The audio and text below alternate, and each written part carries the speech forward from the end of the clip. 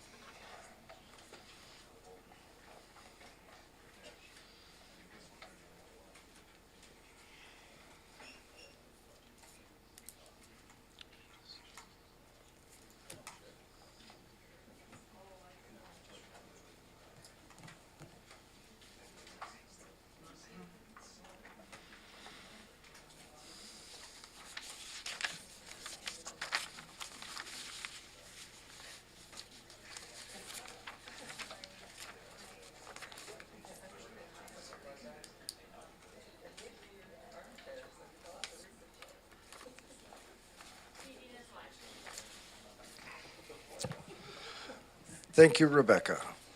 Good morning, everyone. Welcome to the regularly Committee of the Whole meeting of January 11th, 2023. My name is Ian Morrison. I'm the chair of the Committee of the Whole. I'm the electoral area director for Cowichan Lake South, Scotts Falls. I want to welcome everybody here today in our gallery and participating. Want to first note that we are meeting in the territory of the Coast Salish people and want to acknowledge that first off. Is that better? In addition, I'd like to welcome alternate director Ishtes and here for Director Toporowski, and also we have at least one director or possibly two who are joining us electronically. I turn to the committee with the approval of the agenda. Mr. Robbins, is there any additions, changes that we need to take into account, or can we move ahead with the adoption of the agenda? Nothing brought forward, so move to adopt as circulated. Moved by Director Stone, seconded by Director McGonigal. Any discussion? All those in favor? Any opposed? None opposed. The motion carries. Item 2 on the agenda, Mr. Robbins. First under item 2, adoption of minutes, is M1, the Committee of the Whole meeting of December 14, 2022. The recommendation that the minutes of the Committee of the Whole meeting of December 14, 2022 be adopted. Moved by Director Stone, seconded by Director Manhouse. Any discussion? Seeing none, all those in favor? Are there any opposed? None opposed, the motion carries. M2. M2 is the Special Committee of the Whole meeting of January 5th, 2023. Recommendation that the minutes of the Special Committee of the Whole meeting of January 3rd, 2023 be adopted. Moved by Director Abbott, seconded by Director Martman. Director Stone. Mr. Chair, is it January 5th or January 3rd? Oh, yes, we have two different dates there, don't we? So the motion read January 3rd, and that's when it's been moved and seconded, but I do believe it was... That's correct. It's January 5th looking at the actual minutes. My apologies. There's a typo in the agenda. So how would you like to deal with that, Mr. Robbins? Friendly amendment? If it's okay with the mover and the seconder, the motion then is the adoption of the Special Committee of the Whole of January 5th, 2023. Good all the way around. Call the question. All those in favor? Are there any opposed? None opposed. The motion carries. Anybody else finding it warm in here? Director Stone?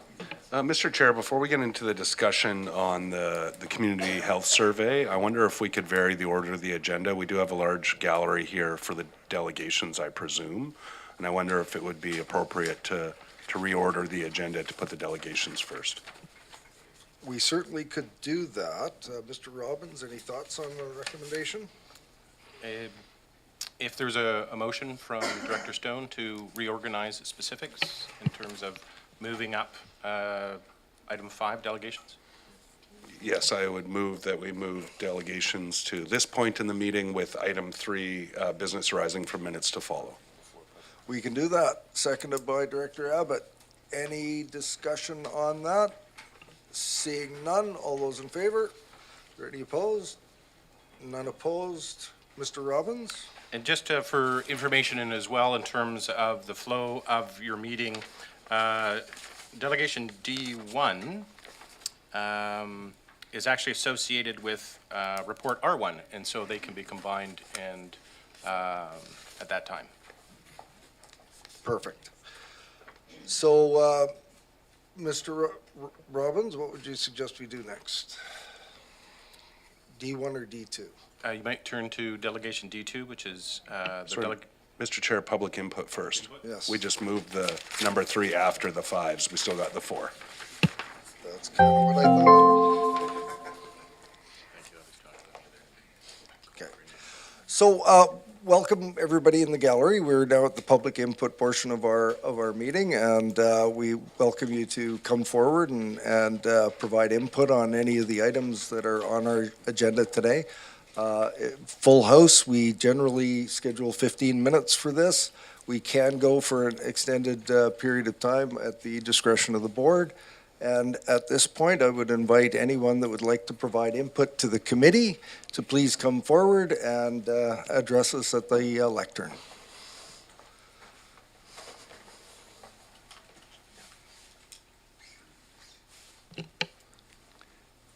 Mr. Chair, I'm Cliff Evans from Shawnigan Lake, and I notice on looking over this material on the siting of the cell tower that the CVRD came out with a policy on telecommunication antenna structures policy, and it was passed, I believe, on 2022, 9th, 28th, and I just wondered if this group was aware of this policy, because this is the policy that the CVRD passed and adopted. Thank you very much, Mr. Chair. Thank you, Mr. Evans. Would anyone else like to provide input to the committee today?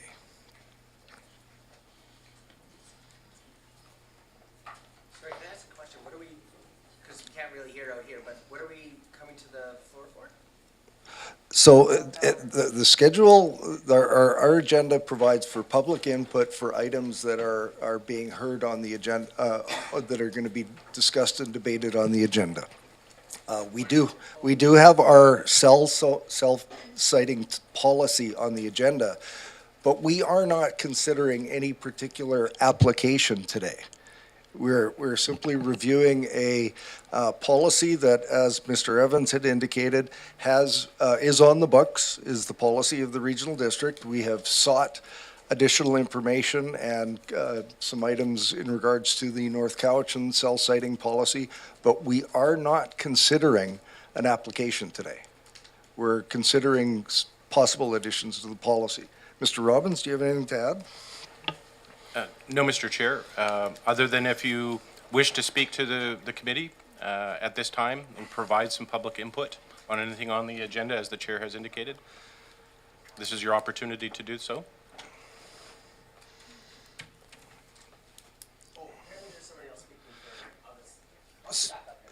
So I again would invite individuals who want to provide input to the committee to come forward, state your name and where you're from, and we will hear your information. We don't respond to the input. This is the input period.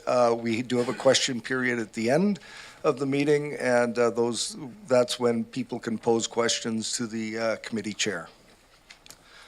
So I don't normally call 3 times for public input, but I would again encourage anyone to come forward to please come forward, state your name, where you're from. Hi. Turn the microphone on. There we go. Hi, I'm Daria. I'm from Cowichan Bay, and I'd like to speak about the cell tower that's going in there. Just a couple words.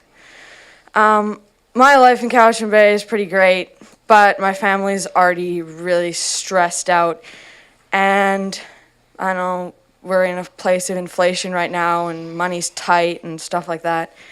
And I think that putting in a cell tower would add to my family's stress, as it would lower the value of our house, and other things would happen to our lives that probably would add stress to my family. And I just thought you guys should know that. Thank you. Thank you very much for your comments, and I'd just like to again state to everyone that we're not considering an application today. So this is you can certainly provide input, but that's not being considered. It's the policy is coming forward with some additional information. Please go ahead. Hi, Craig Robinson from Cowichan Bay.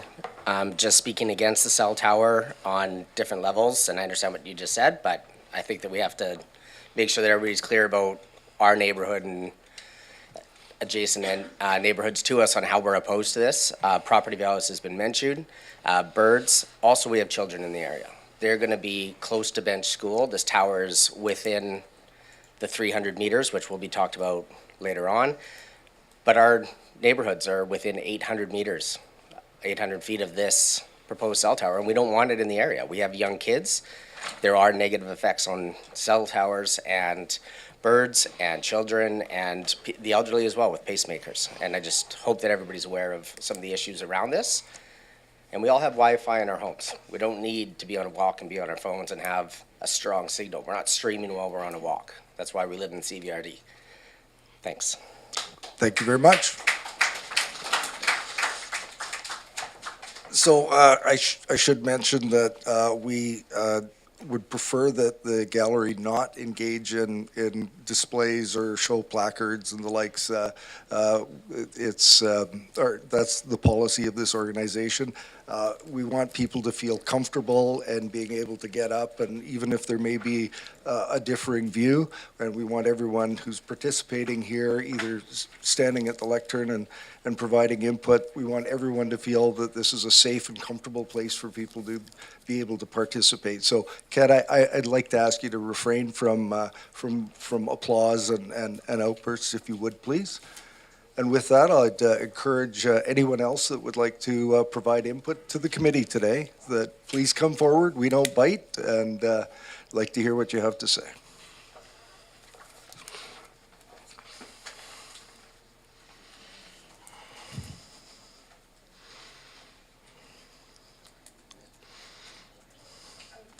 Welcome. There's a button at the base of the microphone, and there you go. I wasn't really planning to talk today. I live on Falcon Crescent in Cowichan Bay. But I thought that there were designated speakers that were going to address you. I'm concerned because even though I don't live super close to the where the cell tower is going to be located, I'm concerned about how it's going to impact the path that goes from Ordano to Cowichan Bay and is the main access that most people use to get to Cowichan Bay Road. I think that there would be more traffic. I haven't seen if there's going to be any access from Ordano to the cell tower, but if there is, I think that's completely wrong in a fairly dense neighborhood. I mean, it's not a city. We live in a rural area, and we didn't expect a cell tower to be located so close to paths, and people use that path because most of the streets don't have sidewalks. So it will affect the safety of people, and you know, I didn't really come here prepared to do this, but I'm Daria's grandmother, and I feel strongly about it. Thank you. You did a fine job.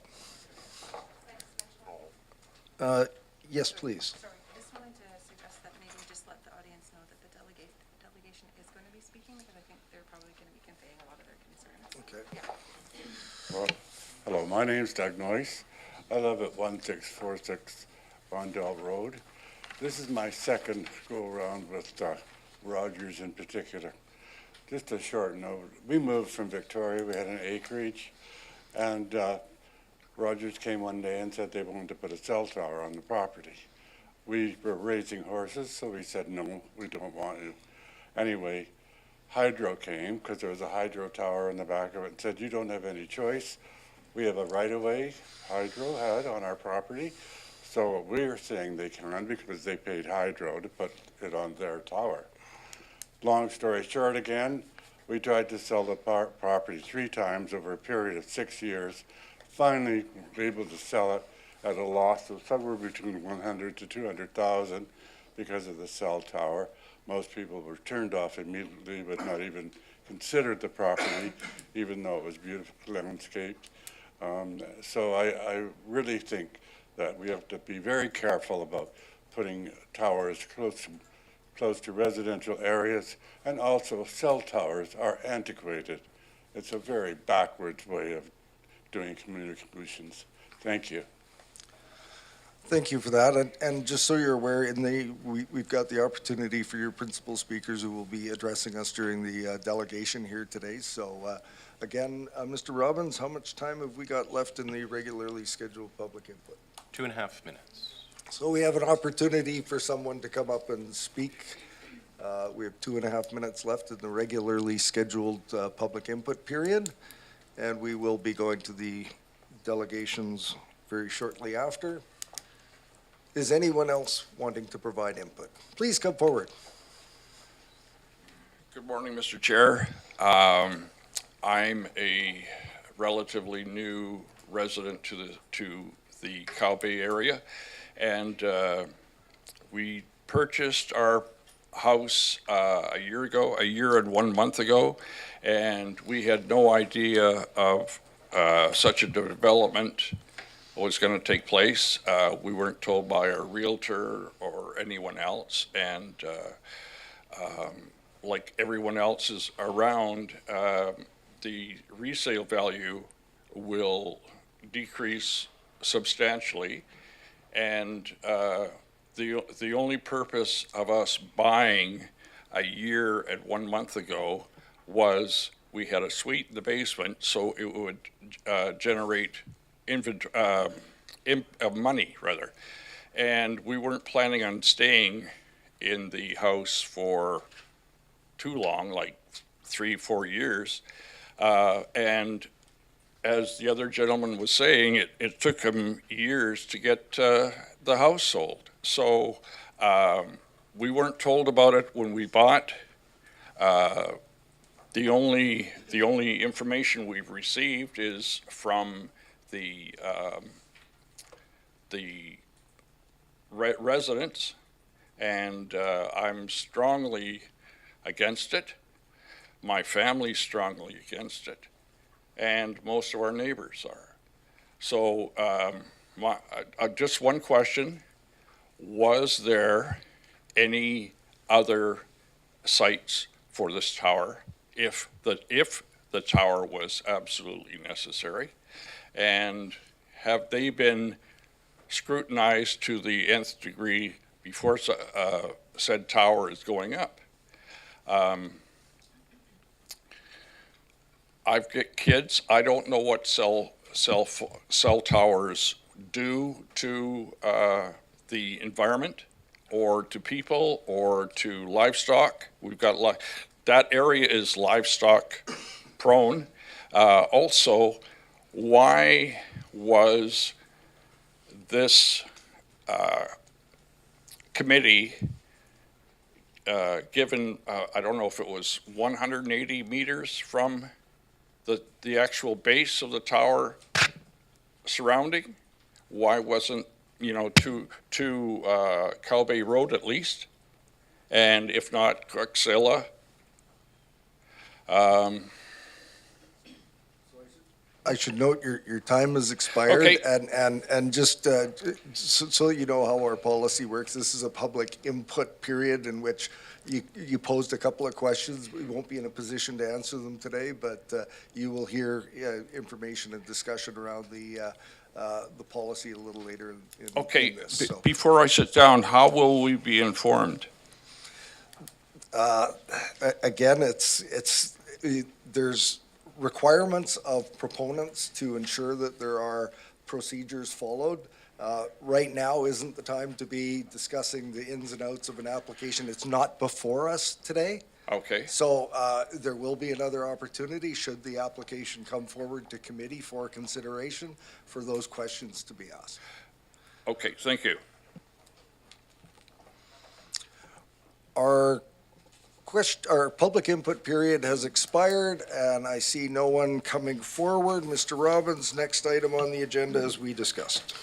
Moving to delegations, on your agenda D2, a delegation from the Cowichan Bay residents, Elaine Woodrow and Jim Timmerman, speaking with regards to proposed Rogers cell tower. Welcome. Just before you get started, our normal delegation period is 10 minutes. Are you anticipating to be somewhere within that time frame, or do you think you may be needing additional time? 12 would be ideal. Well, let's proceed with the 10 minutes, and if we run out of time, we'll move to extend the period to make sure you get all of your information across. We're just trying to get the PowerPoint up. We're having technical issues. Pardon? Yes, that's the one. Oh, there, nope, that's not the one. I got the wrong one up. That's the one.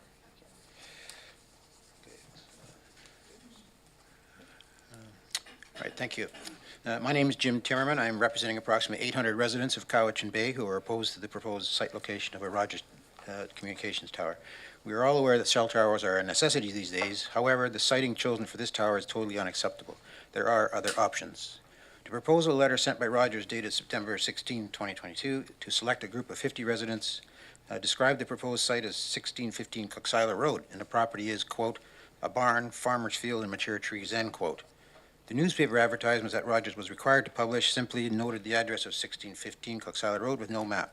We feel this was misleading. If a member of the public was to drive by that address or simply look at a road map, they would note that this is the address of the Island Farm Poultry Processing Plant and probably assumed, as this was already an industrial site, there should be no issue with putting an industrial cell phone tower on that property, and in all likelihood did not feel a necessity to respond. Slide 6. The proposal letter sent to the group of residents noted above did have a map attached to it, and the actual site location of the tower was at the extreme northwest corner of that 19-acre property, directly adjacent to the Glen Road area and Kingscote area, both developed subdivisions. The actual location of the tower should be described as the corner of Ordano Road and McGill Road, and is the start of the Kingscote Heritage Trail. 4. Rogers indicated that the proposed site was chosen with the goal of clustering infrastructure into the same area. The Rogers representative believes that clustering cell tower with our water tower makes sense. It does not. We are a rural subdivision. We are not a city location where perhaps this thinking might make sense because there are no other options and a more defined industrial zone exists. When most of us moved here, we had a historical wooden water tower with a heritage feel in our community. This has since changed to be a bigger water tower, but a benign water tower is not the same as a cell phone tower, proposed to be 63 meters or over 200 feet in height, equivalent to a 20-story building. It is massive. It is only set back 30 meters from Kingscote Trail and only 40 meters from the nearest house. The area where the water tower is located is the entrance to Kingscote Heritage Trail, not an area where infrastructure should be clustered. Clustering infrastructure in this location will change the feel and essence of our community into one that will feel and look like an industrial zone. It is not. The majority of the property that we are adjacent to is zoned agricultural. We are a rural subdivision surrounded by farms. An industrial tower does not belong here. We do not want the feel and look of our community changed into an industrial park. 3. The owners of the property for the proposed tower were previously granted a change in their land zoning from A1 to A1A for a proportion of their property that connects to Coxsila Road. They were adamant that they needed that zoning change to industrial use so that they could build their Island Farm Poultry Processing Plant. Now they want to put an industrial cell tower 40 meters from our family homes. And when they already have an area on their property, on a Coxsila Road portion, that is zoned for industrial use. We would argue that it makes more sense to cluster the cell tower with the industrial zone part of their property. There is an existing road access to Coxsila Road and a power source for that site. The Rogers representative claims that the location of the proposed tower is necessary to improve service in the area and to address safety concerns. We are of the opinion that this is a standard motherhood response to deflect many of the calls were questioning the need for a new tower. Many of our residents opposed to this new tower are Rogers customers themselves, and we have no reports of any issues with coverage, right from Kingscote Heritage Trail to the Bay commercial area. There have been no known reports of a lack of service or any dropped 911 calls. We have asked Rogers to provide statistical data for their need for their new tower and provide information about drop calls and cell phone reception issues. Their response was that they cannot provide us with that information as it is not public. 7. The proposal letter did not include a detailed plan of how Rogers intends to access the property, except that access will be from Ordano Road. To do so, Rogers will be required to obtain permission from the MOT to create a right-of-way. This will require the loss of a significant portion of the existing entry portion to the Kingscote Heritage Trail. There is no disclosure of the amount of land required, except the actual compound that will house the proposed tower will be a 50 by 50 foot square. There's no indication of how many of these mature 40-meter high trees will need to be cleared between Ordano Road and the actual compound area of the tower. Further, additional trees will again have to be cleared to accommodate the 50 by 50 foot pad, plus extra trees to allow access for construction equipment. The photo simulations provided on slide here show numerous trees shielding the view of the lower two-thirds of the tower. And Rogers maintains that the proposed tower will be shielded from view by the trees surrounding the compound. However, the trees that will be required to be removed to accommodate the access road and the compound may in fact be the same trees that are showing in this picture and are supposed to shield the view of the tower. We have no confirmation of that. The photo simulations provided in the proposal letter only included 1,000-meter views, like a huge distance away from the property owner's house looking west, and there was one showing this slide looking south. There are no photo simulations looking east from Ordano Road, which would make a dramatic difference. If they had been provided, it would be obvious there would be a significant removal of trees required for the access road and the compound. There would be a full view of the exposed tower for all residents to see, especially those to the west and north of the site. Again, this proposed tower is over 200 feet tall, equivalent 20-story building, and there would be no way to shield such an industrial-looking structure from our view. The tower would only be 40 meters from the nearest resident, and they may not have any trees left to shield the view of this massive structure from their back porch. As the proposed site is on private land, there is no restriction on the property owner to harvest the remaining trees, and there would be no shielding at all. Rogers would be long gone. It is a fact that real estate values suffer significantly when houses are sited adjacent to sewage lagoons, transfer stations, hydro main towers, and yes, cell towers. There are documented declines in value between 10 and 20%, and if the residents do choose to move, their equity will be lost when they try to find a new residence in today's market. ISED makes it quite clear they have no concerns or responsibility for a decline in property values or tax revenues. We would hope that the CVRD does have some concerns related to the property values of its citizens. ISED also states that they will consider any lack of concurrence by a land use authority to the siting of a tower, as they do not wish to be a bully, even though they have the power to do so. If they choose to, they could ignore the wishes of the municipality and override any decisions to place the cell tower.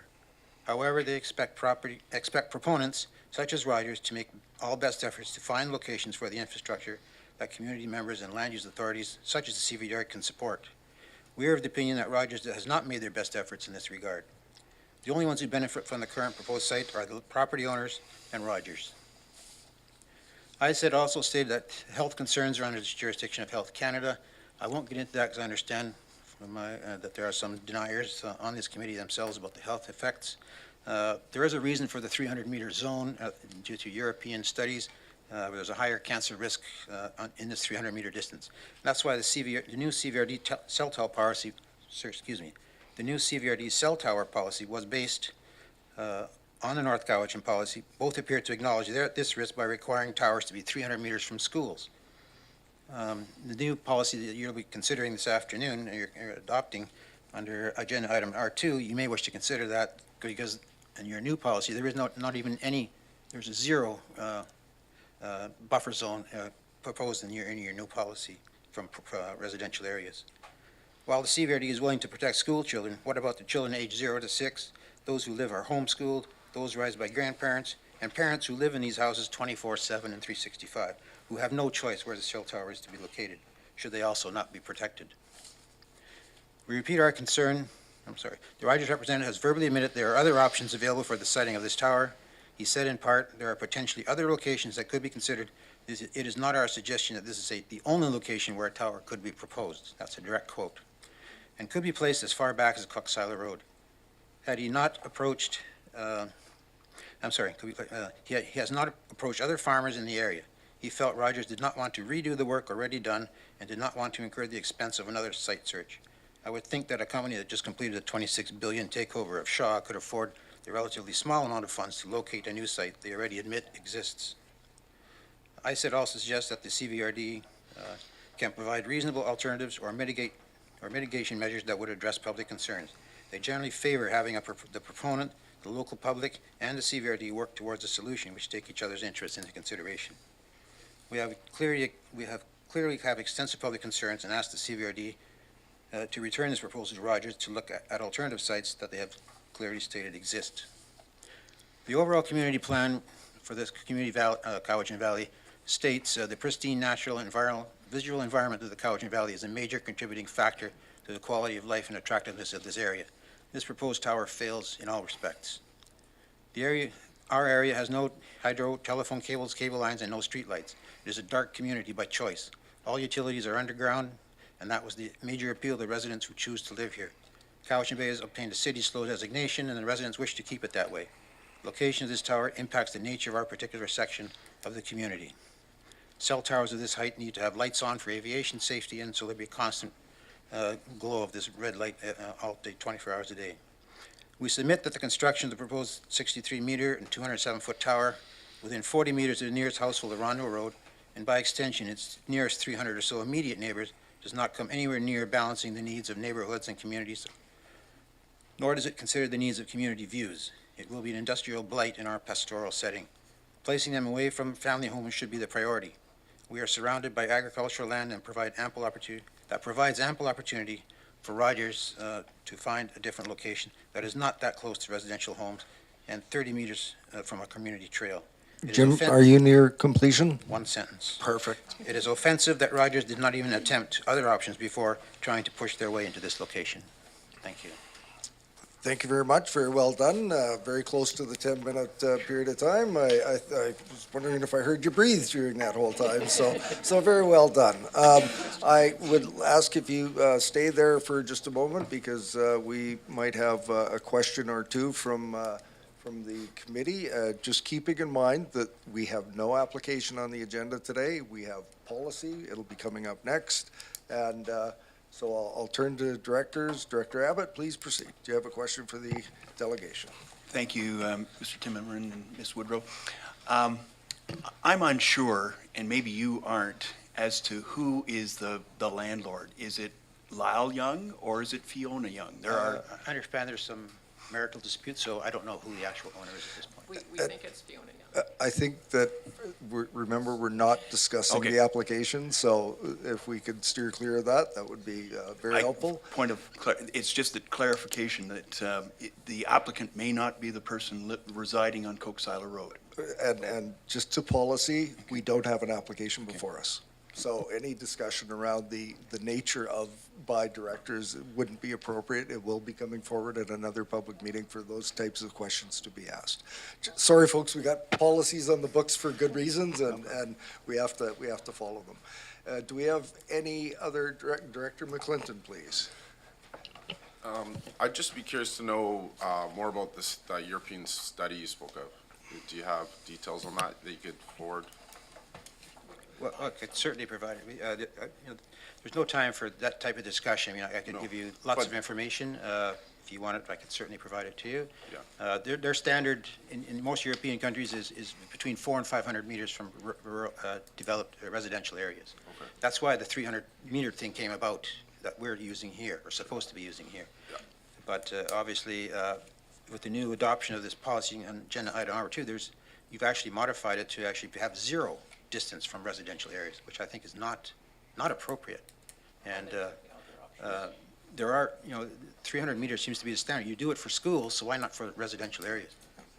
It's crazy. It doesn't Do you make have a sense. follow-up? Yeah, just a quick, like you just mentioned in your presentation that you spoke about a study. Were you speaking generally, or was there something that we might be able to look at? We could certainly provide you information to you. Thank you. Thank you. Excellent. Any other questions for our delegation? Seeing none, I want to thank you again for coming forward and speaking on behalf of all of your neighbors and friends. And again, very well done. And I also want to thank the folks in the gallery for your decorum and your respectful approach to the committee and to this institution here. And thank you all again for coming out and sharing that input with us. And it's my anticipation that if and when there's an application before us, it will be in a public setting in which you could come and provide input at the appropriate committee at the appropriate time. So with that, we go to Mr. Robbins next. Mr. Chair, as a delegation D2 is associated with item R1, we'll move to section 8 of your agenda, R1, which is the report from Environmental Services Division with regards to the Dididat First Nation Community Energy Plan. And our staff will introduce you to it and then bring the delegation in. I'm going to well. suggest that we take 5 minutes and let the folks that are here depart.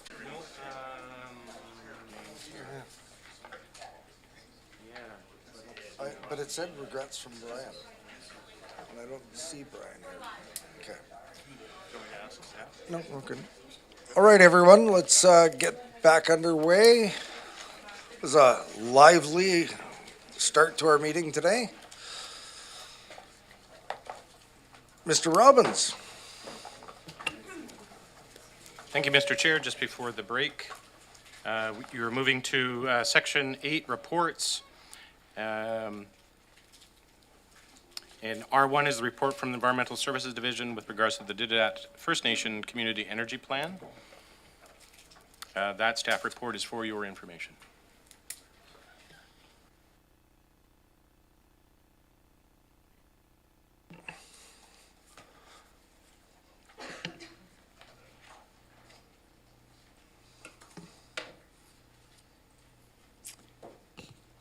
Thank you, Mr. Chair, and good morning, directors. So today we're pleased to introduce to you the Dididat First Nation Community Energy Plan presentation. And we have been honored to have supported Dididat First Nation with the development of the plan.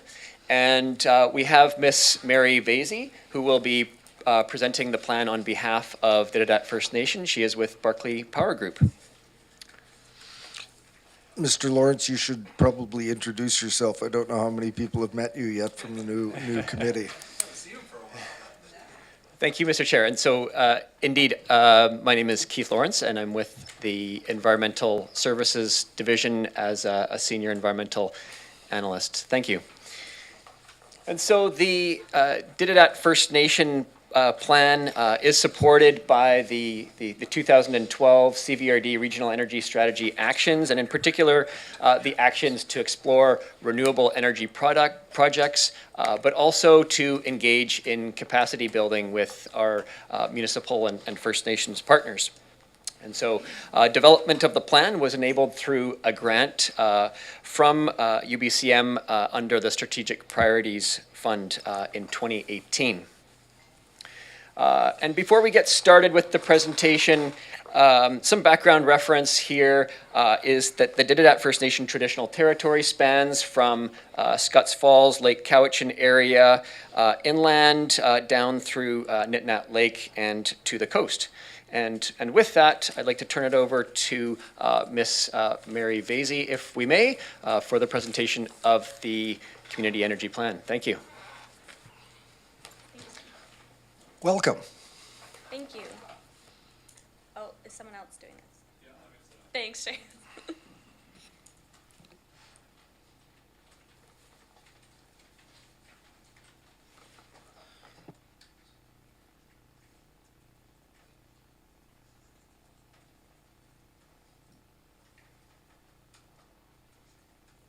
Okay, thank you. Thanks so much for having me today.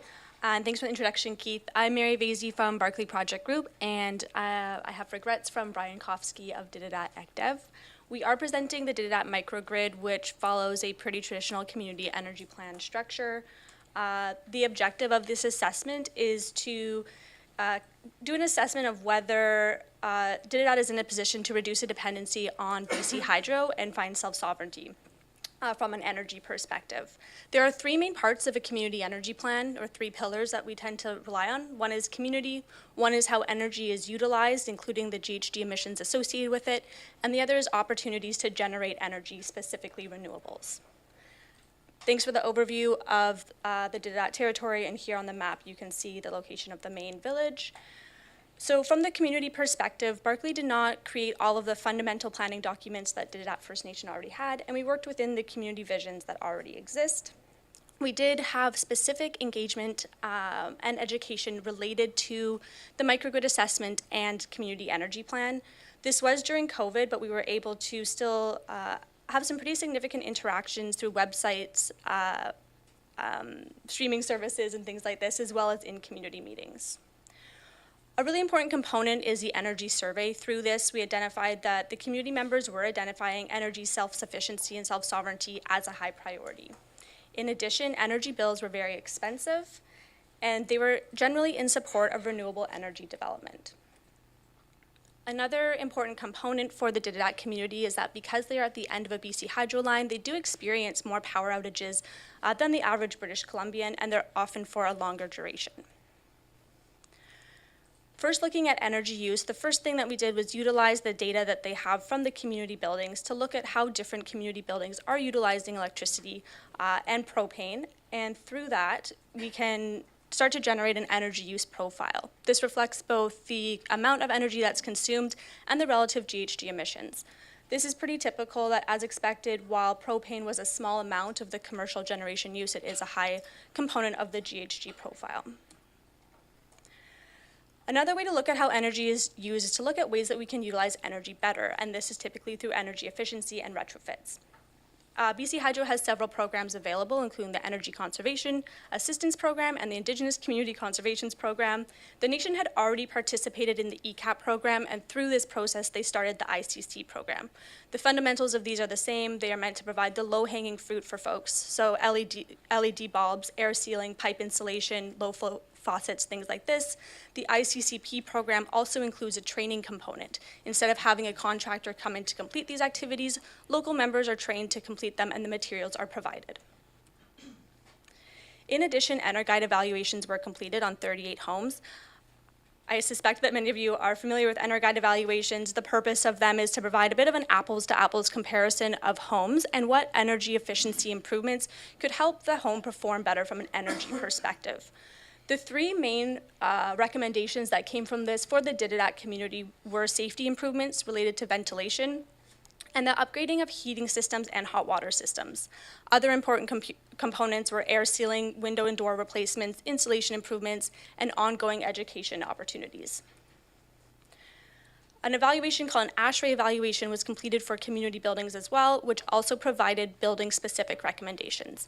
When you're looking at a community energy plan, for a community of this size, it's really valuable to look at the individual buildings and what can happen for those buildings and plan specifically the priorities based on this.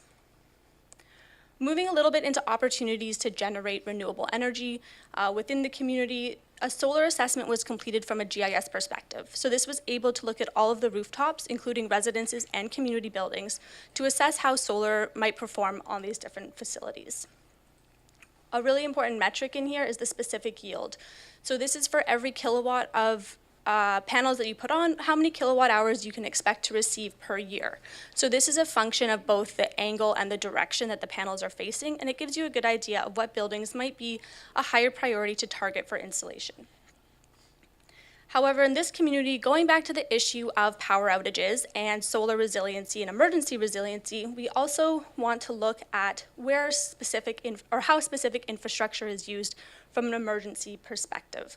So the community hall was highlighted as a gathering place for the community when there are outages and a gathering place in general, also a hub for some communications infrastructure. So while it didn't perform best from a specific yield, we followed this path a little bit further and started to price out what a solar with battery backup would look at this location. So in addition to the benefits of solar offsetting through the net metering program BC Hydro costs, it also provides resiliency during an outage. Through this process, we can see that a system with a battery backup is performing with a payback period around the lifetime of the project. So it's not a stellar financial case, but in terms of the additional service that it's able to provide, it is useful. Another specific component of this was looking at a biomass district heating system.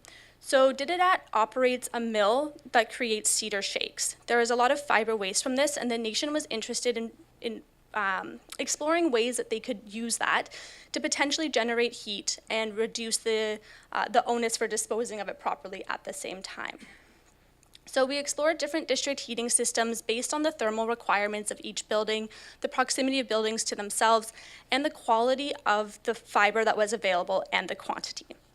We looked at specific equipment that could be possible for this size of biomass facility, and in the end, I think one of the main conclusions is that if there is a large community will behind a project like this, it could potentially work, but the operations and maintenance requirements of this type of infrastructure is really, really important. So it is a high capital cost up front, and it becomes a lost asset if the operations and maintenance can't be maintained, or if the mill and the components and logistics around the mill also change. Another component that was explored was wind resource, and this is both on a commercial scale, so industrial scale wind, as well as community scale, like you see boats and cabins and things like this. So in general, while it's a windy place, it's of a load profile, of a wind profile that isn't necessarily beneficial for wind. You want to have a strong, steady wind throughout the year, rather than large seasonal gusts and then troughs in other seasons. So because of this, both commercial and community scale wind was deemed to be not necessarily the best option for either commercial economic development or for offsetting energy. Dididat First Nation had also previously explored a couple of hydropower resources within the community to quite a large extent. Through further study, in regards to commercial scale, which would be under something like a standing offer program, the main problem, as you may be aware, is that the standing offer program does not exist. So the community still has all of the feasibility work that was completed up to this stage, and that is not recommended to proceed without a drastic change in the market conditions. But through this study, the nation also was pursuing site-specific sort of community-scale hydro for ecotourism opportunities. All of this comes together in an implementation strategy that we develop with the community and also in consideration of the funding sources that are available. This means that the implementation strategy does need to change all the time and is subject to change basically as soon as it's created. But the value in it is that it puts all of these different energy decisions side by side, so you're able to make some educated decisions about how you want to proceed and how they align with the original goals. Based on this, our current recommendations and priorities from an energy perspective within the Dididat community is to pursue energy efficiency initiatives. There's a lot of funding and grants available, not just for Indigenous communities, but for other residences across Canada, as well as to pursue solar and specifically solar resilience related initiatives. Thank you. Thank you, Ms. Vasey, and it's kind of an interesting thing to note that when we're first elected as and sit around this table, we come with different skills and backgrounds, and I just looked at the new folks around the table. I understood absolutely everything that you described in your presentation. It was very well done, and I think it was a great looking plan. So with that, we're not sort of hamstrung by time limitations or anything, so I'm going to look to committee members as to questions. Director McGonigal, please proceed. Thank you, Mr. Chair. Through you, if I may, first of all, thank you very much for your presentation.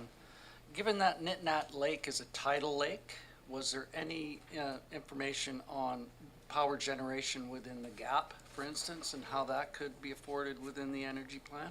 Yeah, that's an interesting question. That wasn't included explicitly within the feasibility assessment. We do include general information about marine renewables, including tidal, as part of the plan, though I don't believe there are any specific implementation components related to that. Director Wilson. Thank you, Mr. Chair. Hello, Mary. Thanks for that. That's really good. One of the things that I noticed that you said that the power outage seemed to be greater on the Dididat Nation than they are in overall kind of thing. Is there any reason for that? Is it because of the transmission lines? Yeah, that's right. It just because of the distance of the transmission line. So the whole feeder would be impacted in the same way, but especially in this area, down trees and branches and things like this are one of the leading causes of outages. And in an area that is just more remote, it's a lower priority in terms of getting it back online when there is an outage. Yeah, okay, yeah, and follow up, please, Mr. Chair. I'm going back to, I'm just scrolling through here with the hydro that you mentioned. Here we are, hydro resource. Does that mean, and I'm looking at the pictures here, does that mean that you would build small dammed areas and use that, or does it mean that you use the flow of the water through the stream? We were specifically looking at run-of-river, so the second option where you do have a small head pond, but the storage component is not the main component, and it is the difference in the height from your intake to your powerhouse that generates the electricity. Okay, and the reason why you're not pursuing that particular one was because of cost, is that correct? Yes, because of cost, there were limited options. So while having high precipitation is a really key component of this, the flow and the distance or the head between these two components is really key as well. Okay. So this was a low head system that at this time has a more challenging financial case than alternatives. Yeah, that makes sense. Thanks very much. Director Stone. I just want to compliment the nation and our staff for supporting this project, because I think we need to see more projects like this in communities all across BC. I think from an energy security standpoint, energy independence standpoint, and from climate action standpoint, these are all sensible moves, and the business analysis side of it is so constructive because it shows payback cycles and stuff that really make financial sense, as well as all the environmental and energy security piece. This Dididat Nation is a perfect example of energy security issues. Now, in this case, it's wind related, but as we have more climate issues, whether it's extreme weather, energy security is going to become increasingly important, especially as we tend to see investment in huge centralized projects that when you lose transmission from those projects, huge swaths of lands can be without power for extended period of time, and things like earthquakes, et cetera. So I think it's really intelligent, it's really smart for the nation, but it also serves as an example to other communities across the province. So congratulations, it's awesome. And seeing no other hands, I just want to make a brief comment that this is a great report, and I live in Honeymoon Bay, so I absolutely know about the time that the lines are down and we are without power. I think that this is a great project from not only the CVRD's perspective, but for the community as well, and that side by side, going into whatever decisions you want to make, you've got really good, sound fiscal cases for making whatever decisions. And I think that this is going to be really helpful for the community, for it to be a place for their members to be able to be comfortable, be safe, and that their home is a place that they want to come back to and live. So they've other issues around. Well, let's just say that this is going to be a good foundational piece for the community, and thank you for your good work on this. Look to any other committee members' questions. Seeing none, I thank you for your presentation today. This is great material.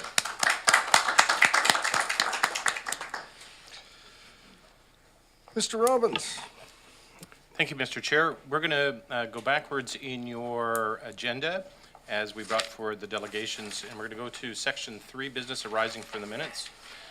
Item BA1, which is Our Health, Our Community Survey.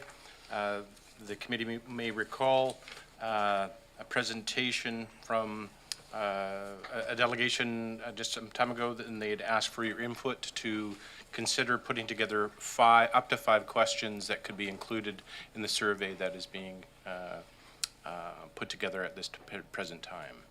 And we circulated previously as well the background information, the survey form, and some sample questions that sort of get your creative juices going, if you will. Director Stone. So just not to eat up the airtime for the benefit of the electoral area directors, the municipal directors at this table do have a similar input cycle set up, I believe. I know in Ladysmith we're discussing at our next week's committee of the whole, so we will sort of vacate the space perhaps because some of the more rural health issues might be of more prominent importance to this board because the municipalities can give their input through their own channels as well. Director Manhus. Thank you, Mr. Chair. And we did the same thing last night at our committee of the whole meeting, so I concur with Director Stone that we should cede to the area directors for this. All right, I see nodding around the table. Is that for discussion of this now, or do we want to actually send it to committee? Director Staples. My suggestion was going to be that it gets sent to EASC. Would you like to make a resolution to that I effect? would love to do that. I will make a recommendation that this gets moved to EASC for discussion.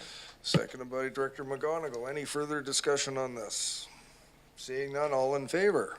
Any opposed? None opposed. The motion carries. Thank you for that. Mr. Chair, just for clarity, then that would be for ESC next week, January 18th, because your deadline is January 25th. Yes. Thank you. Sorry, Mr. Chair, that wasn't my intent. I was just saying we wouldn't speak to it right now if the electoral area directors wanted to do that, but now you get an extra week. If you haven't done your homework, you got one more week. Well done, Director Stone. Next item will it be R2? R2, Mr. Chair, that's the report from Strategic Initiatives Division with regards to the CVRD Telecommunications Antenna Structure Policy. There is a recommendation before the committee. Would you like me to read that out? Certainly. That it be recommended to the board that the CVRD Telecommunications Antenna Structure Policy be deferred for review in fall 2025. Thank you, Mr. Robbins. Do we have staff here to present information? Good morning. It's Allison Garnett from Planning Strategic Initiatives. Allison, please proceed. Can you hear me? Speak up a Great. little bit, please. Thank you. Hello, everyone. I'm Allie or Allison Garnett, and I have a presentation if that would be helpful. Okay, I'll just share my screen.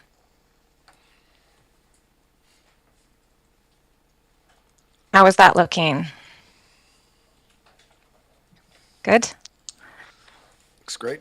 Okay, so just to provide some background context, in October 2022, the CVRD board passed 2 resolutions with respect to the telecommunications antenna structure policy for the electoral areas. Firstly, they approved the policy presented by staff. And secondly, staff were directed to do further research with an eye to the restrictions that exist in the District of North Cowichan telecommunications antenna structure policy and to report back. And so this staff report responds to this direction. Just generally as a reminder, the purpose of the TAS, or Telecommunications Antenna Structure Policy, is to clarify the board's jurisdiction with respect to these structures. The Federal Ministry of Innovation, Science and Economic Development, known as ISED, has sole jurisdiction to license the operation of telecommunication facilities and to approve the towers. Health Canada is responsible for all health and safety issues. Local governments are asked to provide a letter of concurrence or disagreement with a proposal, which is an influencing but not determining factor in the actual approval done by the federal government. The CVRD TAS policy outlines a CVRD-specific consultation process. ISED has a default process that is followed unless a local government establishes their own consultation process, which must be reasonable, relevant, and predictable. And thirdly, the policy provides CVRD siting and design preferences, to which this presentation will now turn. So the board direction, again, was to review the siting preferences that are found in the District of North Cowichan policy. So firstly, a summary of the similarities between the two. Both policies direct TAS to avoid proximity to schools, areas affecting public views and vistas, important natural or cultural features, and hazardous or environmentally sensitive areas. The differences are provided on this slide. So the detailed siting preferences included in the District of North Cowichan policy. Firstly, that freestanding TAS should be located more than 500 meters from parcels designated residential. Okay, that policy exists in the District of North Cowichan policy, but not the approved CVRD policy. And secondly, there's a hierarchy of siting preferences in the District of North Cowichan policy, with adjacent to residential areas being the most strongly discouraged. There are 3 reasons that staff presented the CVRD policy without these residential siting preferences. And so I'll speak to each of these 3 points. Firstly, the different land use patterns found between the municipalities and electoral areas. Secondly, service improvements. And the third is industry proponents and jurisdiction. And I'll just refer to this map. It is attachment D in your staff report, and it shows the location of existing telecommunication structures within parts of electoral area E, the city of Duncan, and parts of North Cowichan. So the map demonstrates that municipalities have higher population densities than the rural areas, that within the municipalities, the existing telecommunications structures are located either within or near residential areas. Within the municipalities only, some structures are located on buildings, which can be seen as a less intrusive option than the freestanding towers. And fourth, that vast parts of the electoral areas are not within proximity to telecommunication structures, which contributes to inconsistent or insufficient cell service. So the different land use patterns between the municipalities and electoral areas justifies, in our opinion, the TAS policy. Policy that signals preference for future structures to be located away from residential areas is feasible in the municipalities while still providing service to commercial and residential users because of the higher density population that's found within the municipalities and the existence of the existing cellular and built infrastructure. The same siting flexibility does not exist to the same degree outside of the incorporated areas while still achieving service. Secondly, cellular service in many parts of the electoral areas is insufficient to meet the needs of rural located businesses, remote work employees, and people with a desire for connectivity for social connection, healthcare, or emergency communication. So in order to improve or provide dependable service to residential users in the electoral areas, these structures may need to be located on or near residential areas, given that there can be large distances between the structures and the residences. And finally, industry proponents advise that these structures need to be located centrally in communities in order to provide proper service. This requirement for proper location in relation to customers is of particular importance in electoral areas where we know the residential density is lower than in the incorporated areas, and the service reach must be maximized to justify the expense of the infrastructure. But really, ultimately, the telecommunications companies propose the location of these structures, and it's the federal government that has exclusive jurisdiction to approve. So just in terms of the options presented in the staff report, staff recommend to retain the existing CVRD policy that was approved in 2022 and to defer further review of the policy to 2025. Some communities have expressed interest in fiber optics, for example, as opposed to the freestanding telecommunication structures. The timing and costs of supplying rural communities with this technology is unknown, but revisions in 2025 could align with further information.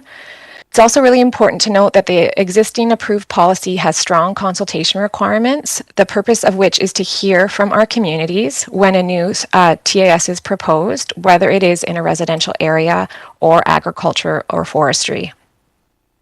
That said, option 2 is presented as well. If it's the decision of the committee and the board to see the residential siting preferences included in the CVRD's policy, then we have prepared an amended draft policy, which is attachment E to your staff report, and it does include the residential siting preferences adjusted to fit the CVRD. So the recommendation is to defer further review until the fall of 2022, and that completes my presentation. Thank you, Ms. Garnett, and that was very well done and brought back some of the thoughts as to what we discussed when we looked at this policy late last year. I'll turn to Director Stone first. And just a question, not the, on the prioritization of sites, you know, and I support staff's recommendation in many ways because it is good to get a feel for the impacts of a policy and recognizing that, you know, proponents need an opportunity to come forward in the consultation and then the directors can make a decision. But I would still be supportive of the inclusion of a priority setting that would always favor those industrial sites, you know, sort of that hierarchy of selection. And I think that if a concurrence isn't forthcoming from the regional district, that provides within the policy a solid rationale for it, rather than not having that in the policy to provide that backbone to a statement of concurrence or otherwise. I know, you know, and I'm loath to get into these debates because, you know, like both my experience in my business, being technologically involved, my understanding of the benefits and opportunities created with higher speed, lower latency internet connections, and the safety benefits of things like coverage in areas where there are none right now. For me, in many ways, does outweigh some of the concerns. That being said, I'm also very sensitive to the fact that many people in the more rural areas, unserviced or poorly serviced by cell phone service, are often there just for that reason. So, you know, but I do think that at least the inclusion of that hierarchy of site selection does give good direction to proponents about their priority setting exercise around looking for sites that both provide access but minimize the concerns of community members. So I'm not saying I want to move to a different option here, but I just would like to put through to staff what's the work involved in adding the priority setting portion that is included in both, I think, Duncan, North Cowichan, and Ladysmith's policies to the CVRD policy without having a huge impact on the policy as in effect now. Ms. Garnett. Thank you. Through the chair, if it is the direction of this committee and the board to include those that hierarchy of citing preferences, it would just be a matter of moving attachment E forward. The policy has attachment E is an optional amended CVRD policy that includes the citing preferences. They're highlighted in yellow. And so we've just provided that so that if that's the direction of the committee, you can move forward with that immediately. I've got Director Abbott and Can I just have a follow-up? Oh, sure, yes. So I'm trying to square that's there as an option. Why the recommendation, though, to defer to, you know, 2.5 years from now to consider those changes? Like that, the recommendation from staff is that we defer it to 2025. If it's not a onerous amount of work to add those elements to the policy, it doesn't mean that with good rationale, the policy couldn't be waived. I'm just wondering why the recommendation not to include it. Is it a workload issue? What is it that's come to that recommendation? Ms. Garnett? Thank you. The recommendation, option one is essentially to leave the policy in place as is without the residential siting preferences. And that is just based on the argument or rationale I explained in the presentation around the different land use patterns and the lack of cellular service coverage throughout the electoral areas. So that is why, you know, we presented the policy in October as is.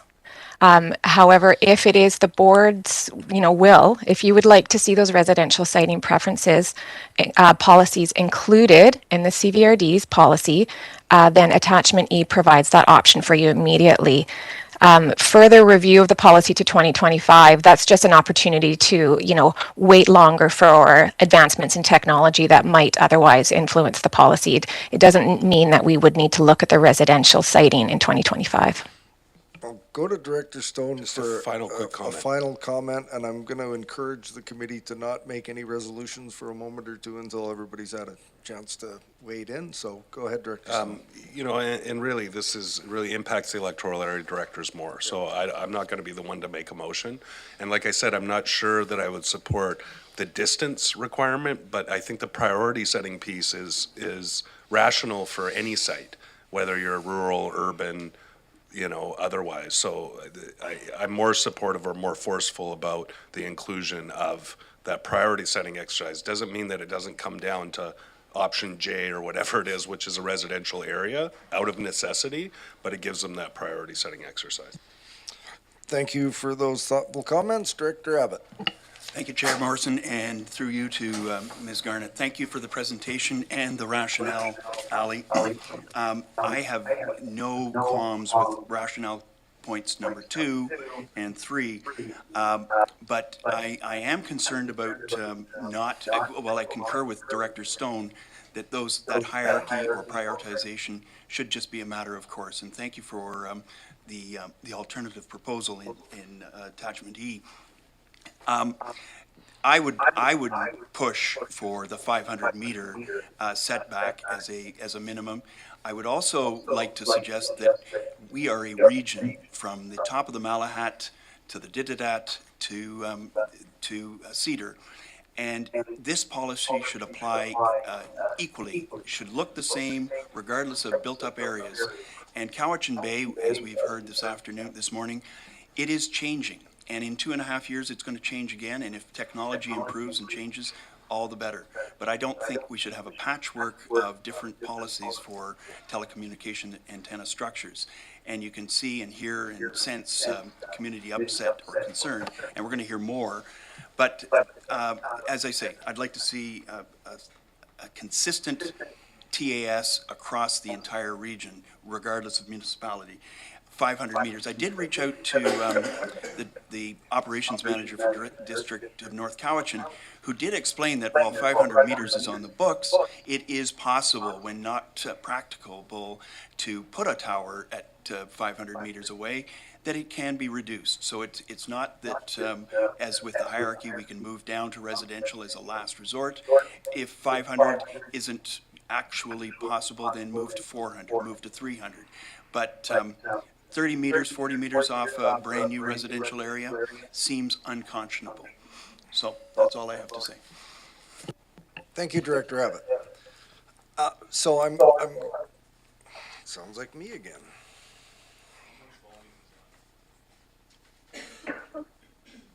Where I'm hearing it, like it's coming from over there.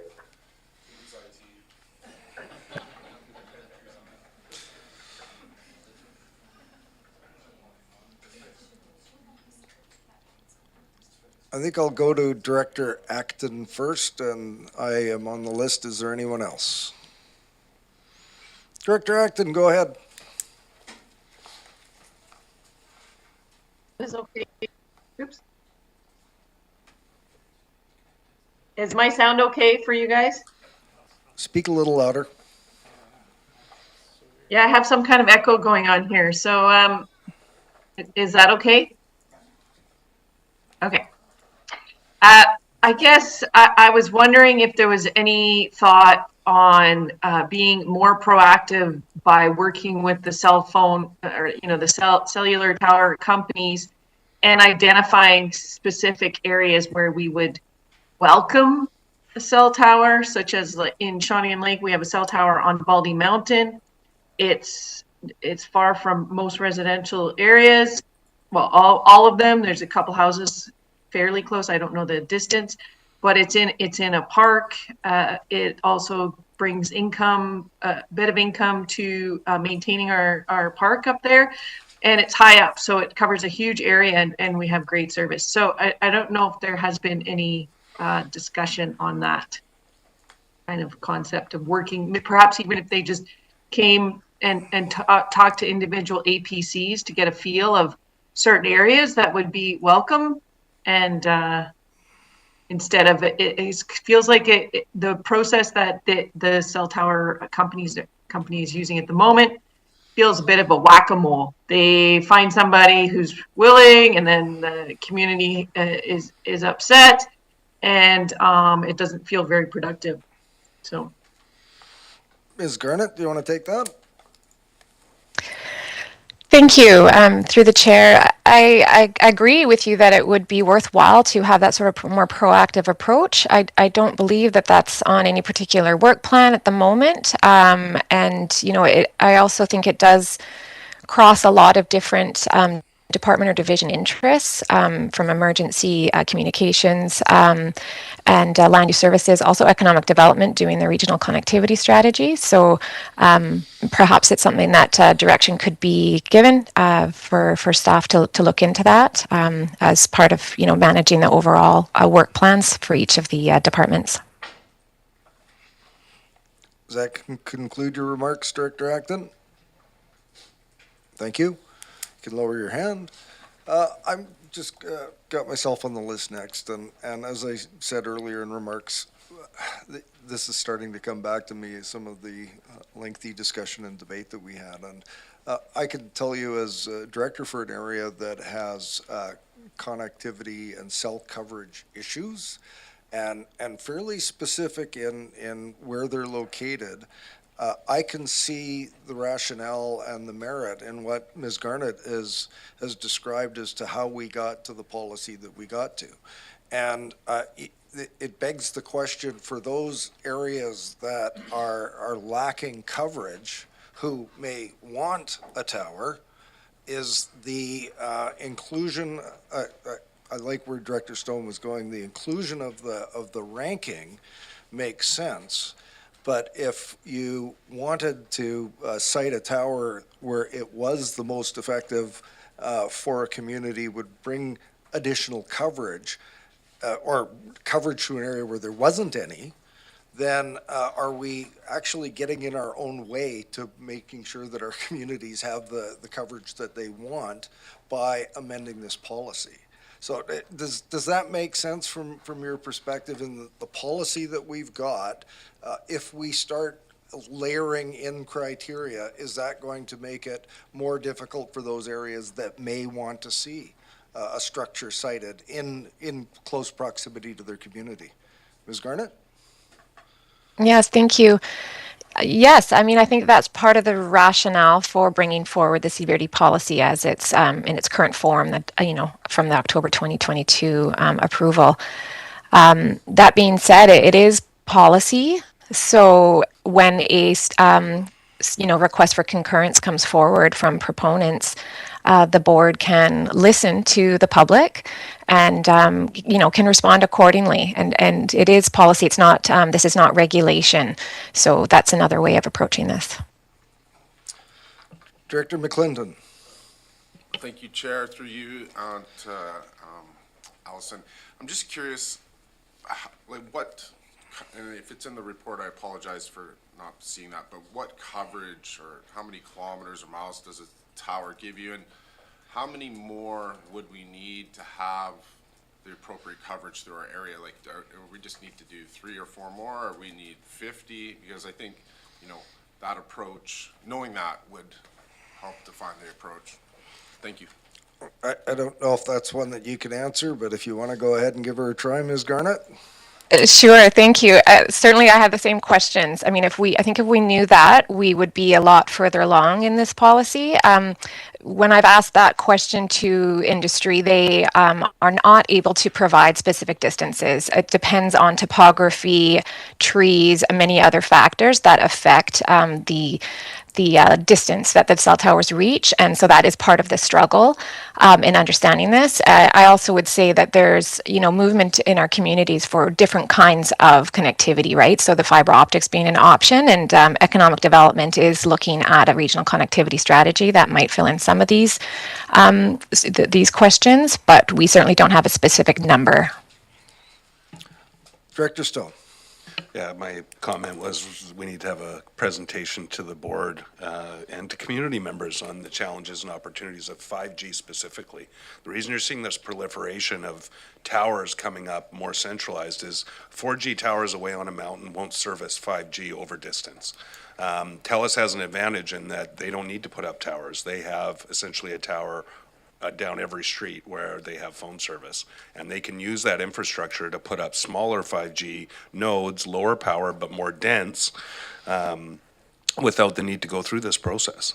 So with Rogers, who doesn't have that infrastructure, they need to invest in large centralized towers with higher power output. But to get 5G service, and the only analogy I'll say is they can say, well, we don't need 5G, we're happy with LTE or 4G. The same was said about 2G flip phones. Now you can't get service for those, right? Those have been antiquated. So there is a sort of a clock that starts to tick as you move through different iterations of technology, that a lot of these existing cell phone sites will not be effective or useful in the future. But that being said, I'm not an authority on it. I can tell you what I've read about and understand about the technology. It's just like if you're in your home and you have 2.4 Wi-Fi versus 5. 5 is faster, lower latency, but you go 2 rooms away and you've got no signal, right? So that's the physics of higher frequency, lower latency wireless service. But, you know, to go around in circles is a cyclical debate, right?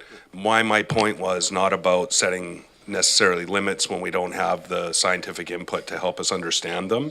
But just that priority setting, I think, is constructive without overly putting an overburden on something that clearly we don't understand, neither does our staff. And maybe there's a third-party industry proponent that would be willing to come here and talk to us rather than putting a company like Rogers on the hot seat.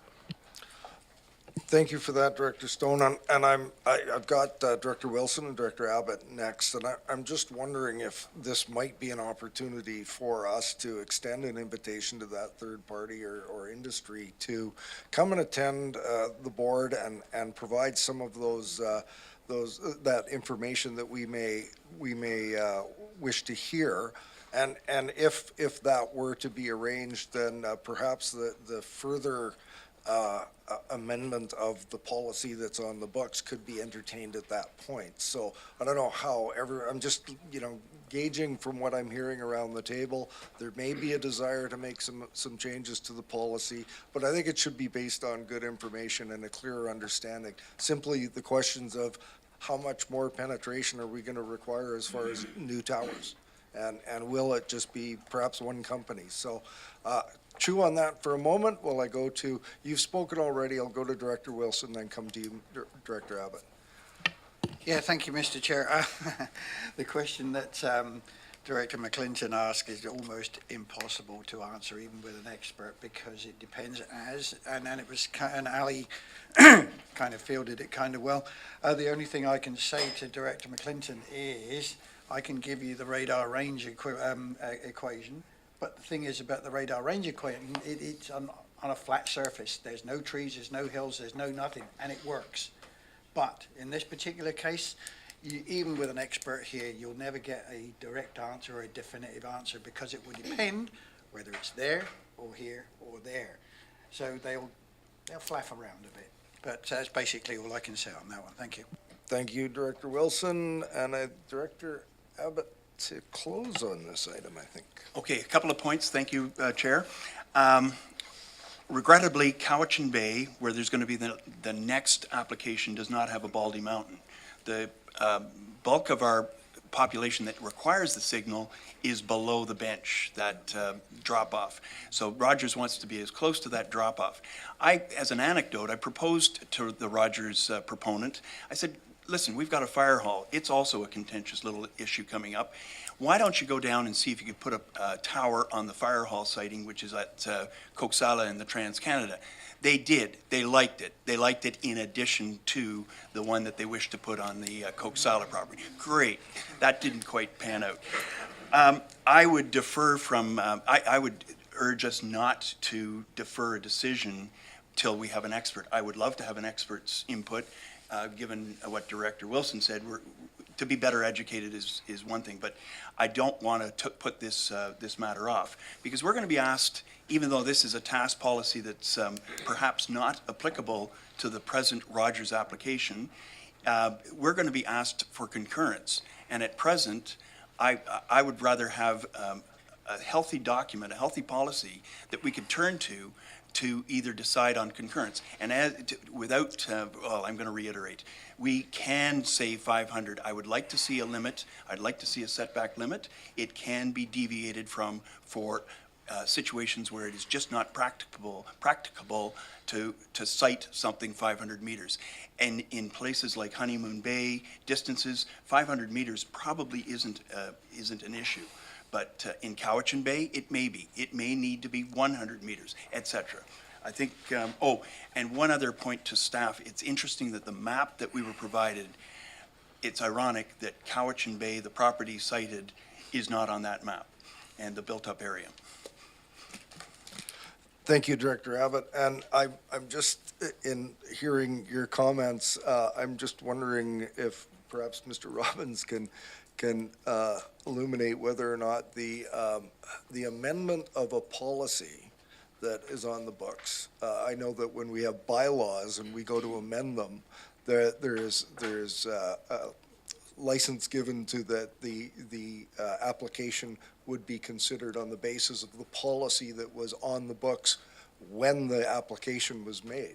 So does that get us to a situation where we change a policy, we've got an application on the books, but we would have to consider it under a previously approved policy? Ms. Chirelf.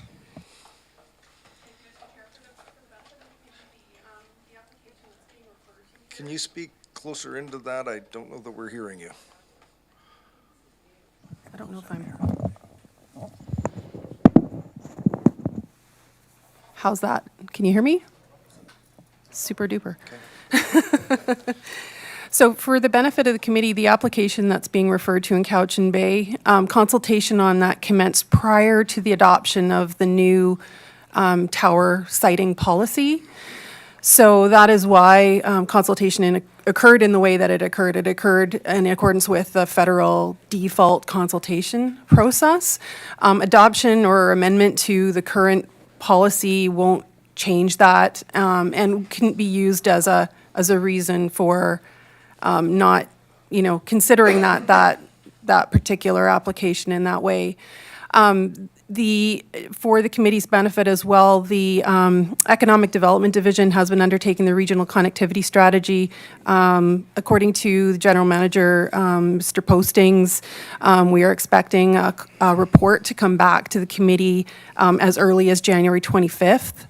And so there'll be an update on connectivity that might address some of the bigger questions around regional connectivity and gaps and technology, which can't be addressed through the land use services planning function at this time.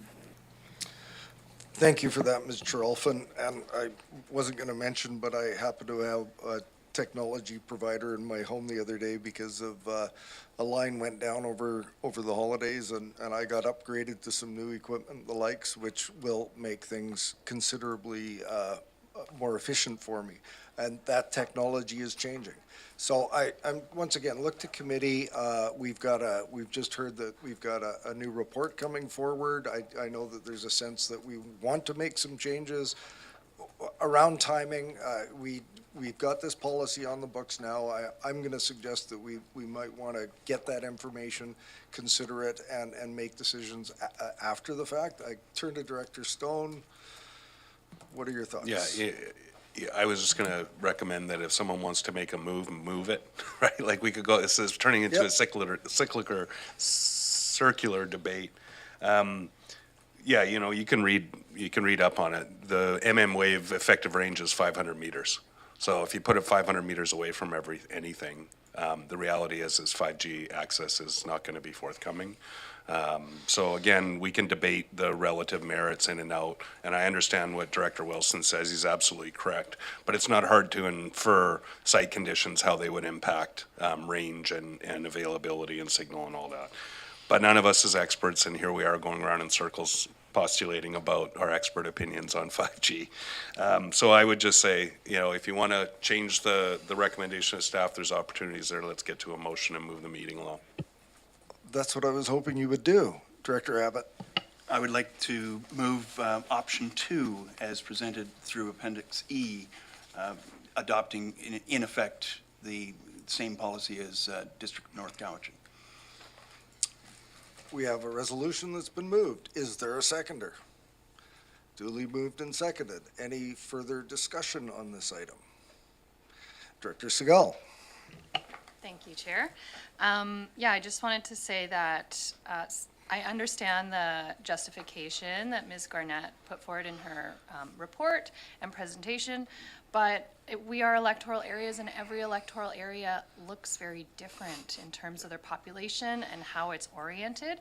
And a lot of our electoral areas are looking more like municipalities. So I'd like our policy to reflect that. Thank you.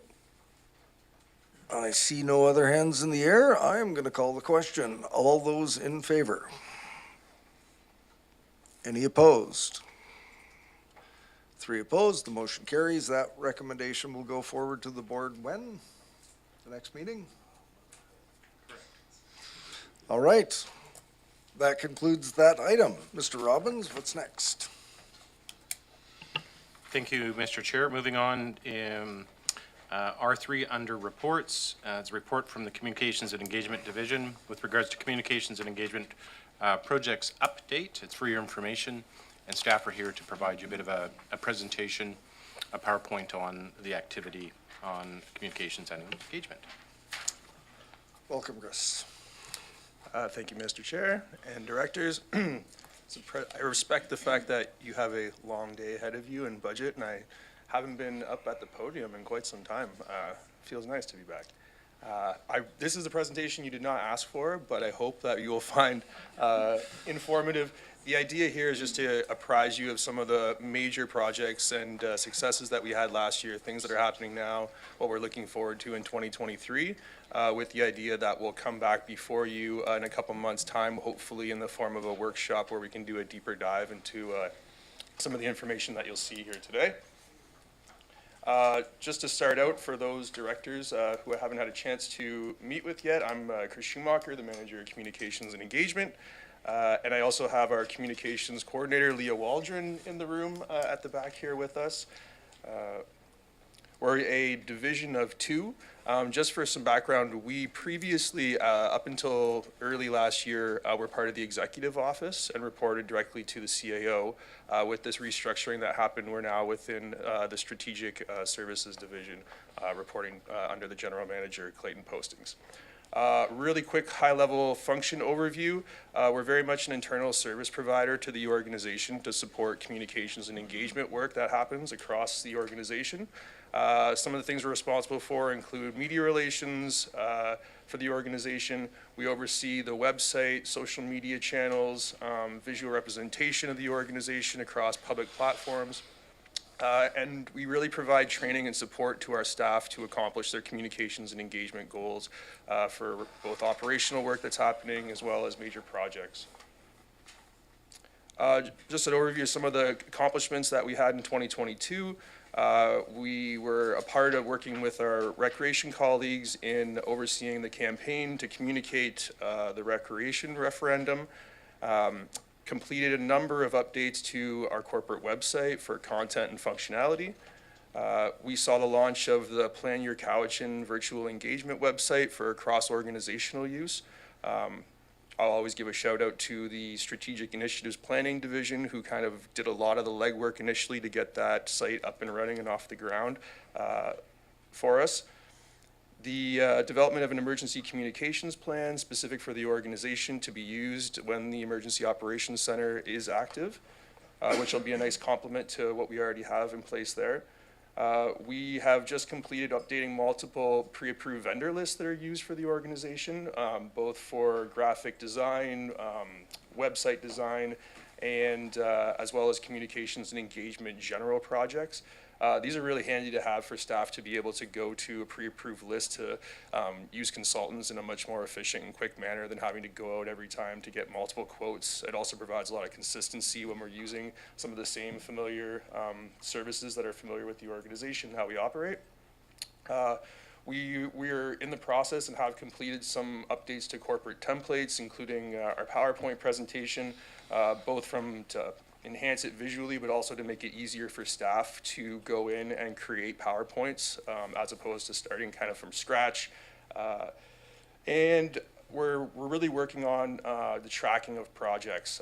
For Leah and I, we receive a lot of internal service requests and have come up with a what we hope to be a great system for receiving work requests from our staff internally, being able to track those projects in a new way, both to understand where the majority of our time is being spent across the organization, but also to be more responsive and give more certainty to staff when they are requesting our support in terms of working with them to coordinate that work to happen.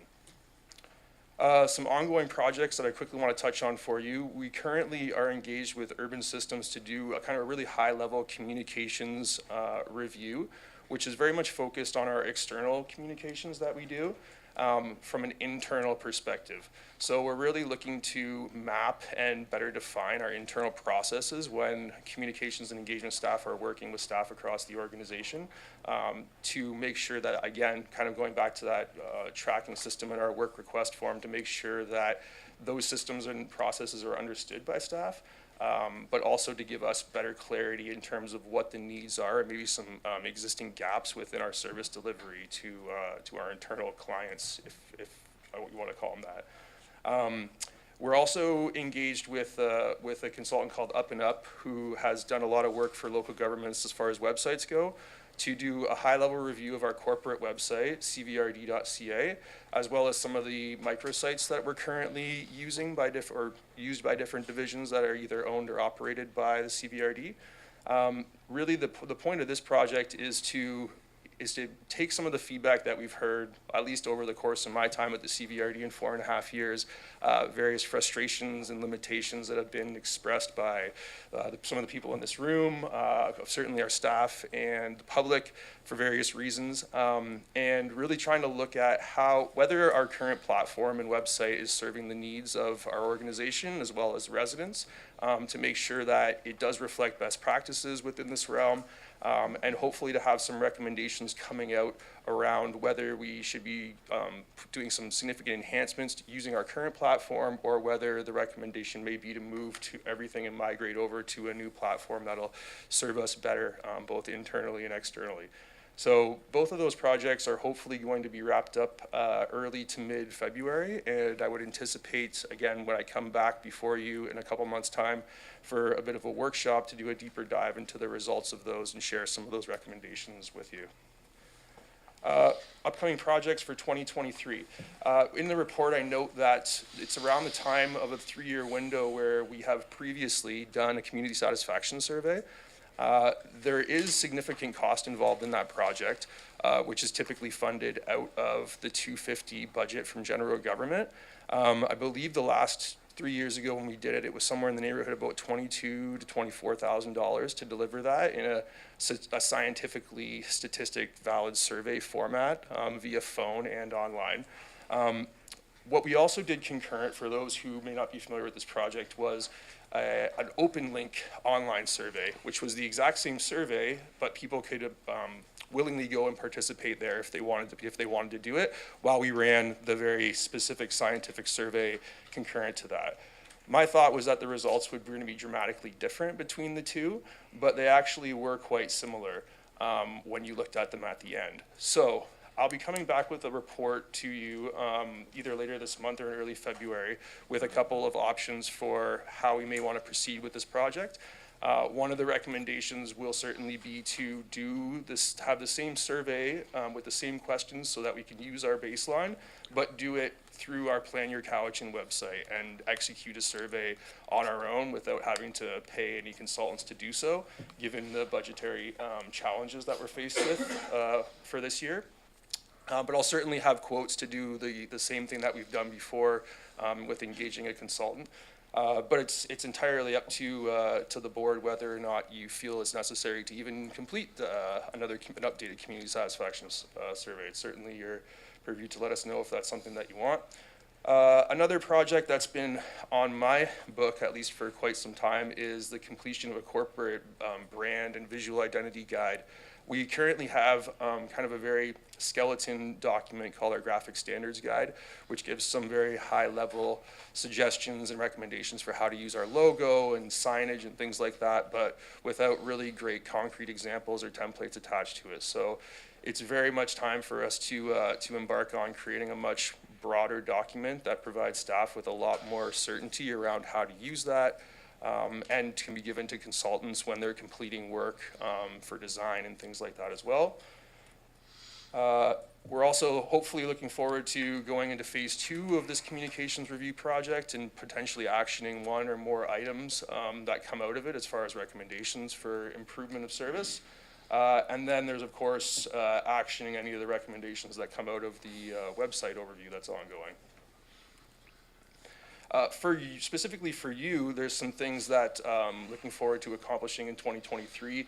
As I've said, hopefully a workshop we can get on the books for a couple months from now to do a little bit of a deeper dive to give you a better understanding of how things work internally here and the role of the communications and engagement function. As some of you will remember, at the beginning of the last board term, we did some public engagement training through the International Association of Public Participation, which is the standard by which we and most local governments across Canada have adopted for our public engagement. We have a session delivered which was specific for decision makers. I believe it's called IAP2 for decision makers, and it's a half-day workshop geared towards elected officials to kind of give you an overview of what we actually are committed to when we have that adopted, and we very much do in the form of an engagement policy with the CBRD. Really great training session, and I'm working with my counterparts at some other local governments, including the RDN and North Cowichan, to try to find a time that works so we can do it everybody at once, and it gives you a chance to kind of mix and mingle with some of your elected official counterparts from the other regional district, the municipalities as well. It went really well last time, so I'm hoping we can pull that off in the first quarter. And also looking at doing some media relations and public speaking training, and again, working concurrently with some of my same counterparts to see if we can do something similar, cost sharing, to provide some valuable training at a good price. And then also just of note is working with Land Use Services to reformat what was known as the welcome letter that we used to send out to all new residents in the region. It is quite a task to update all the information that was delivered within there. Things are changing so much, particularly with the harmonized, modernized OCP. So we want to make sure that when we do this, we're doing it with content that is accurate, a format that works, delivery methods that are cost effective, but also the way that people want to receive this information, so that we're not kind of going back and updating this thing on an ongoing basis and taking a lot of staff time to do so. There we go. Thank you very much for your time. I hope kept it to 11 minutes. Excellent. Here's a contact information directly for myself and for Leah.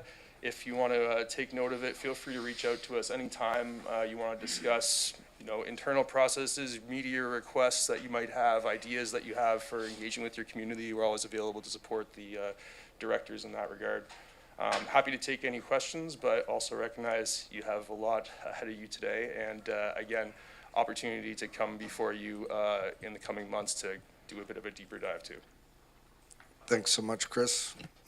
The phrase brevity is the soul of wit comes to mind for me right now. Director McClendon, did you want to jump in here? Keeping in mind we're going to have a deeper dive at a future date. Fair. I got a bunch of questions, but I'll keep it short. Just really curious what the website review entails. Like, what aspects are they going to be looking into? So we put together a bit of a shopping list for the consultant with some of the major, what we feel to be kind of deficiencies or gaps within the current site. One of them is the ease with which items can be added to the homepage and the lack of information that's on the homepage. It very much relies on the drop-down menus for people to navigate if they're coming directly to the landing page of cbrd.ca, which we do see quite a few people actually coming in through there.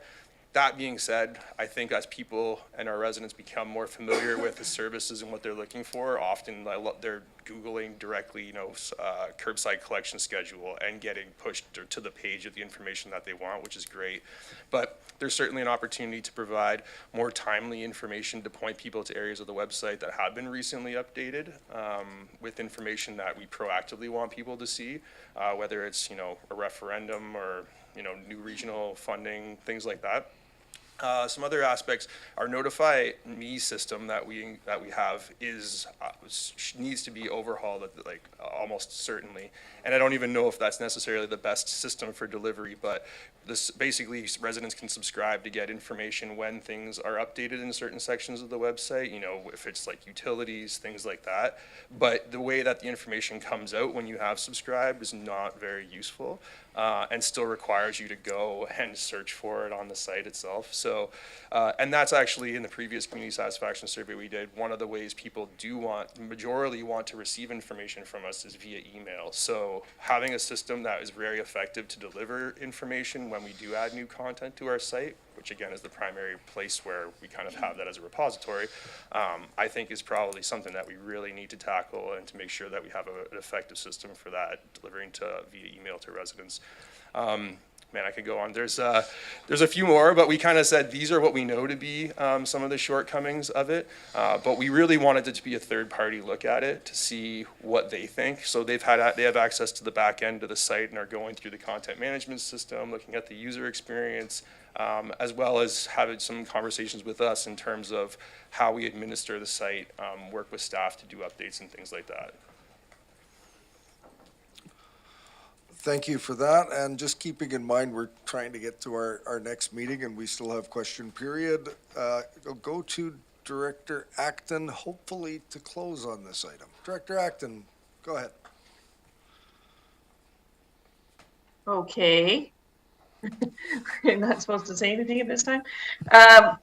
Thank you, Mr. Schumacher. It was really great to see everything that you highlighted for 2022. You guys have done some interesting work and some, well-needed organizing and everything. I think that was quite impressive. And I agree on all the comments about the website is really challenging and would like to see improvements there. You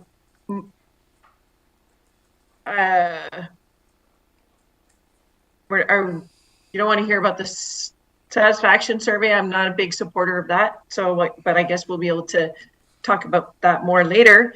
I would really like to see more just educating the public on what the CBRD does. I don't think there's even probably a 5% knowledge of what CBRD does and provides. And I guess my question is, has there been any progress on using community groups as almost like a communication tree and building that database and to help get the message out, because we have a lot of different groups and organizations that are well connected, and are we using that resource?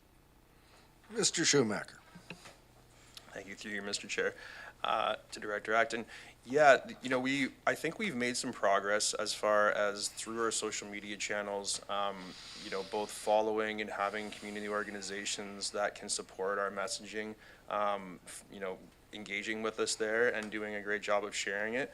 We, a number of staff also are members of, the community groups on Facebook, where information and questions are often posed related to our services, and have the opportunity to chime in there and hopefully to dispel, mis or disinformation that may pop up and get ahead of things before it kind of spirals and comes to this table. But I think one of the goals of this communication review project that we're doing, so this week actually we have 6 different interviews led by our consultant with groupings of staff from various divisions who are some of our biggest collaborators or users of the communications and engagement service that are going to be giving feedback directly to them. And I'm anticipating that will likely be something that comes up.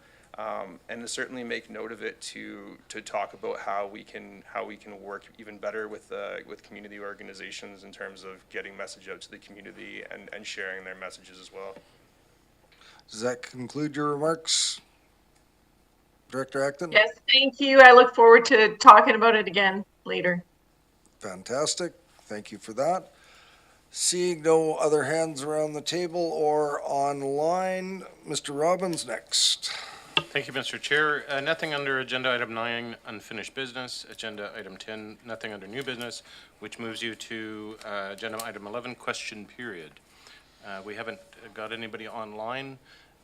that has registered to ask you a question, but there may be somebody here in the chamber. Is there anyone in the gallery that would like to pose a question to the chair on today's agenda?